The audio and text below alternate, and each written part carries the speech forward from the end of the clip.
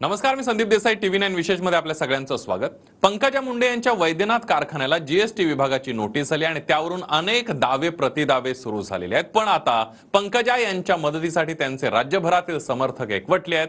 गोपीनाथ रावांनी उभारलेल्या कारखाना वाचवण्यासाठी लोकवर्गणीची तयारी सुद्धा करण्यात आलेली आहे। नेमकं काय घडलंय बघूया एक रिपोर्ट। आमचा कारखाना खूप अडचणीत आहे। मी खूप रोज बँकांच्या पाया पडते।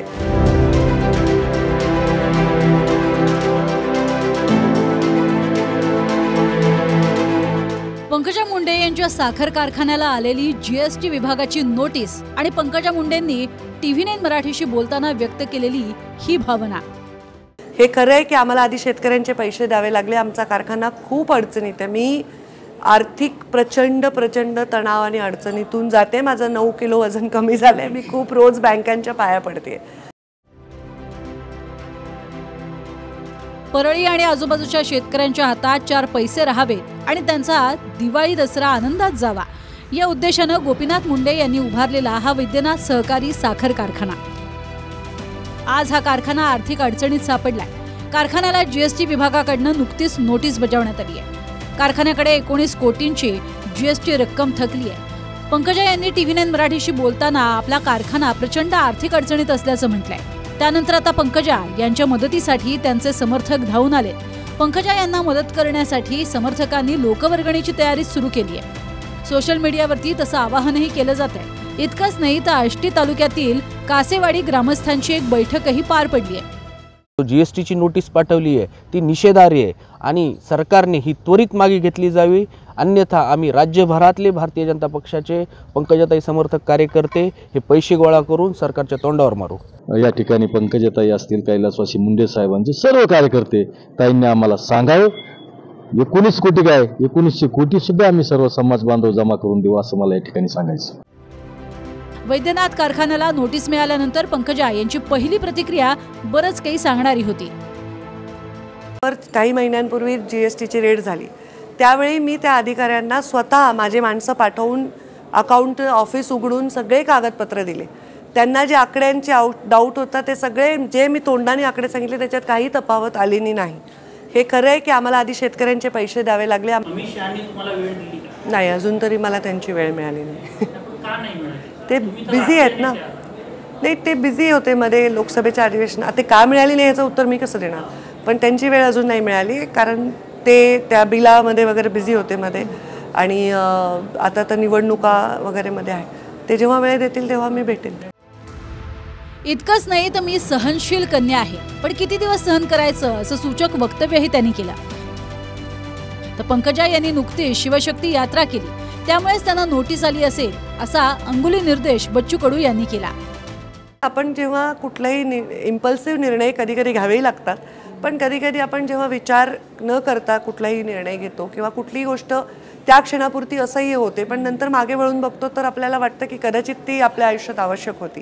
तर सहनशीलता वगैरे आवश्यकच आहे आणि माझ्यामध्ये खूप संयम आणि सहनशीलता आहे। मला वाटतं ते मधात ते स्वतः फिरल्या आणि महाराष्ट्रात त्याच्यानं आता सुरू झाली असेल कारवाई। मला वाटतं ते मधात ते स्वतः फिरल्या आणि महाराष्ट्रात त्याच्यानं आता सुरू झाली असेल कारवाई। वैद्यनाथ कारखान्याला नोटीस आल्यानंतर भाजप प्रदेशाध्यक्ष चंद्रशेखर बावनकुळेंनी नोटीसला उत्तर दिलं की ती रद्द होते अशी मोघम प्रतिक्रिया दिली। त्यावर पंकजा मुंडेंच्या उत्तरानंतर मात्र बावनकुळे यांनी पंकजा यांची भेट घेऊन चर्चा करणार असं सांगितलंय। कुठल्याही सहकारी कारखान्याला नोटीस पाठवली असेल किंवा पंकजाताई असेल, उत्तर देता येतं। शेवटी नोटीस पाठवणे तपास यंत्रणाचं काम आहे। त्यावर योग्य उत्तर गेलं की असे नोटीस रद्द होतात, चौकशी होतं। त्याच्यात काही एवढं मोठं नाही आहे। कुठल्याही संस्थे किंवा कुठलाही कारखाना किंवा कुठलीही कंपनी अनेक वेळा शंका उपस्थित करतात, अनेक वेळा ऑडिट चुकतं। नोटीस नाही आहे, ती कारवाई आहे। आता त्यांना मी काय बोलू? तुम्ही त्यांना प्रश्न विचारला तर त्यांना तुम्ही प्रश्न जो विचारला त्याच्यावर त्यांनी उत्तर दिलं असेल, मला काय। त्यामुळे कोणीतरी काहीतरी बोललं आणि त्याच्यावर मी बोलले, ह्यानेच तर बातम्या बनतात। त्या बिचाऱ्यांनी काय बोलले असतील, मला काय त्याच्याशी देणे घेणे। ती कारवाई आहे, त्यांना माहिती नाही, त्यांना योग्य माहिती नाही। त्यांनी शेवटी साखर कारखाने आजकाल अडचणीमध्ये आहेत, सर्व साखर कारखाने अडचणीमध्ये आहेत आणि अडचणीच्या काळात त्यांना काही नोटीस आली असेल म्हणून त्यांनी त्या ठिकाणी जे काही बोलले असेल, मला माझी भेट झाली नाही मी नक्की त्यांच्याशी चर्चा करेलच, पण मला याबद्दलची पूर्ण माहिती नाही. पण पंकजाताईबद्दल कुठलाही गैरसमज आणि अफवा मात्र करू नये असं मला वाटतं. दरम्यान पंकजा यांच्या वैद्यनाथ कारखान्याची नेमकी अडचण काय ते समजून घेणं गरजेचं आहे. जीएसटी विभागाच्या संभाजीनगरमधील आयुक्त कार्यालयाची वैद्यनाथला कराबाबत नोटीस पाठवण्यात आली होती. उत्तर न दिल्यानं 6 महिन्यांपूर्वीच अधिकाऱ्यांची कारखान्याला भेट देत काही कागदपत्र ताब्यात घेण्यात आली. कागदपत्रातनं कारखान्यानं 19 कोटींचा कर बुडवल्याचं समोर आलं. त्यामुळे कारखान्याला पुन्हा नोटीस पाठवण्यात आली. यापूर्वीच युनियन बँकेकडनं कारखान्याची मालमत्ता सील करण्यात आली आहे. युनियन बँकेचं कारखान्यावरती 1200 कोटींचं कर्ज आहे. पंकजा मुंडे यांची होत असलेली कोंडी आणि कारखान्याला आलेल्या नोटिसा यामुळे विजय वडेट्टीवार आणि सुप्रिया सुळे यांनी भाजपवर जोरदार निशाणा साधलाय. गोपीनाथ मुंडे साहेबांच्या कुटुंबाला ज्यांनी भाजपा उभी केली त्यांना हे सोडत नाहीत तर ते दुसऱ्याला काय सोडतील. ते सर्व जेवढे काही विरोधक आहेत त्यांच्या विरोधात थोडे उभे टाकले आहेत त्या सगळ्यांना संपवण्यासाठी वाटेल ते करायचा निर्णय हे करतील. जुन्या हिंदी सिनेमातील अपनों पे सितम गैरों पे करम या गाण्याची आठवण यावी अशी स्थिती भाजपतील मूळ कार्यकर्त्यांची आहे. भाजपच्या निष्ठावंतांवर किती अन्याय होतो याचं उदाहरण द्यायचं झालं तर पंकजा मुंडे यांना मिळणाऱ्या सापत्न वागणुकीचं दिलं पाहिजे. नमूद करण्याची बाब म्हणजे आदरणीय पवार साहेबांनी महाविकास आघाडी सरकारच्या काळात पंकजाताईंच्या कारखान्याला मदत करण्याची भूमिका घेतली होती. थोडक्यात भाजपच्या निष्ठावंतांची भाजपमध्येच वंचना सुरू असून बाहेरच्या नेत्यांची मात्र 5ही बोटं तुपात आहेत. आपल्याच कार्यकर्त्यांची अवहेलना करण्याचा पॅटर्न भाजपमध्ये रुजलेला आहे. पंकजा मुंडे यांचा कारखाना वाचवण्यासाठी त्यांचे बंधू आणि आत्ताचे राजकीय शत्रू धनंजय मुंडे सरसावलेत. कारखाना उभा राहायला पाहिजे, तो टिकला पाहिजे, त्यासाठी आम्ही नियोजन करू असं धनंजय मुंडे यांनी म्हटलंय. आम्ही सुद्धा त्या कारखान्यामध्ये एकत्रित काम करतो आहे आणि तो कारखाना उभा राहायला पाहिजे, टिकला पाहिजे या दृष्टीने आम्ही सर्वजणच प्रयत्न करतो आहे. आता लोकवर्गणी म्हणल्यानंतर शेवटी ह्या सगळ्या गोष्टी इन स्क्रुटिनी येणार आहेत.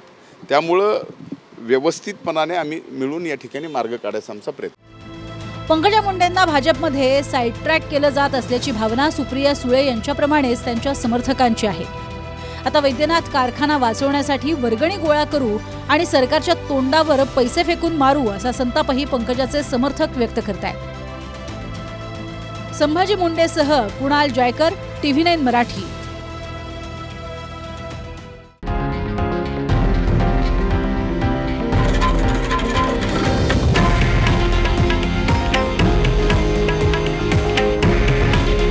हे आहे देशातील नंबर 1 न्यूज नेटवर्क आणि आपण पाहत आहात TV9 मराठी.